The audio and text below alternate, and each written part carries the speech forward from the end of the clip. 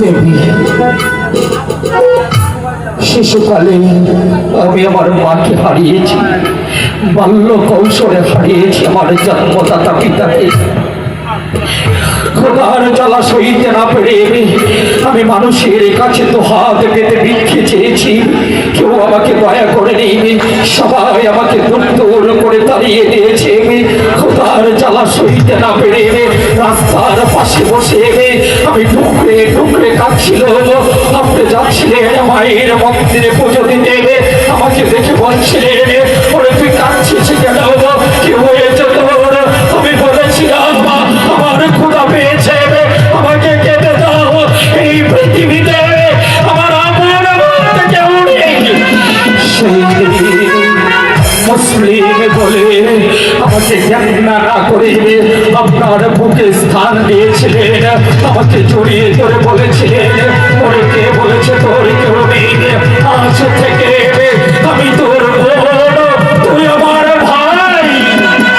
রাস্তা থেকে তুলে মায়ের আদর স্নেহ ভালোবাসা দিয়ে আমাকে এতটুকু বড় করেছেন, লেখাপড়া শিখিয়ে মানুষ করেছেন। এ রাজ্যের প্রধান সেনাপতির দায়িত্ব আমার হাতে অর্পণ করেছেন। আজ আপনার দুটি সন্তান আপনার দুলালকে এই মুসলিমের হাতে অর্পণ করে আপনি পরলোক গমন করেছেন। দেবী, আপনি স্বর্গ থেকে আশীর্বাদ করবে এই মুসলিমই যেন পারে আপনার বাবা প্রত্যেকটি দায়িত্ব অক্ষরে অক্ষরে পালন করতে। মাগো,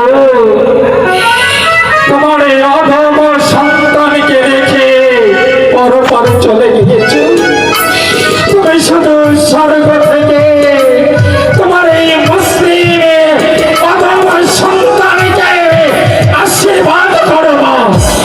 আর বিলম্ব নয়, এই মুহূর্তে আপনার মৃতদেহ ওই শ্মশানে নিয়ে আমি সৎকার করবো।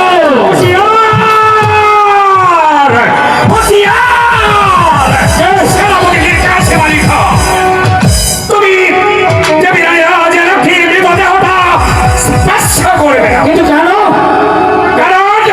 তুমি বিজয় দেবী ধর্মী মুসলিম, তুমি জাতি দেবী রানী রাজ লক্ষ্মীর দেহ স্পর্শ করা হোক, তাহলে দেবী রানী রাজ লক্ষ্মীর দেহ অপবিত্র হয়ে যাবে, সে কোনদিন স্বর্গে যেতে পারবে না। আমার কথা বলবেন না,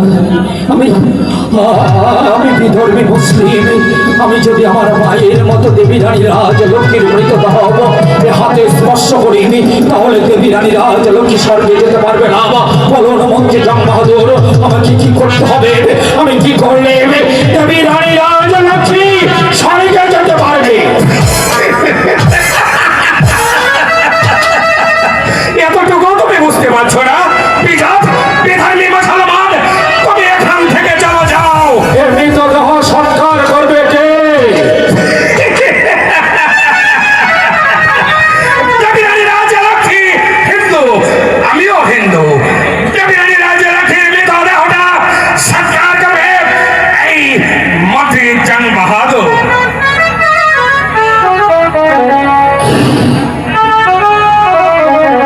বেশ, তাই হোক।